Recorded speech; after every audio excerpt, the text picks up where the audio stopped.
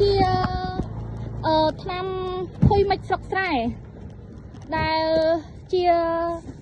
ផលិតផលដែលចេញថ្មីហើយក៏មាន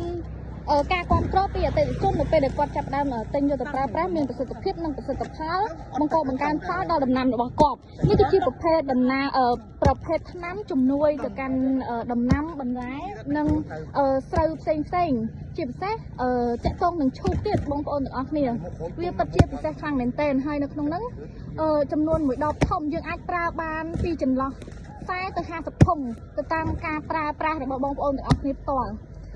ខាងហេងចន្ទណាគឺមានធានាជូននៅប្រសិទ្ធភាពខ្ពស់នៃផលិតផលនីមួយៗឥឡូវនេះគឺជាស្តុកទំនិញដែលកាត់ត្រៀមយកទៅដាក់នៅសាខាទី2និងទី3បន្តទៀតហើយខាងដេប៉ូហេងចន្ទណាមិនមែនមានត្រឹមតែអីវ៉ាន់ប៉ុណ្ណេះទេគឺដេប៉ូហេងចន្ទណាមាននៅផលិតផលជាច្រើនតាក់ទងជាមួយនឹងជីកសិកម្មជាមួយនឹងស្រូវស្រែនិងផលិតផលផ្សេងទៀតទៅតាមតម្រូវការរបស់ប្រជាកសិករផ្ទាល់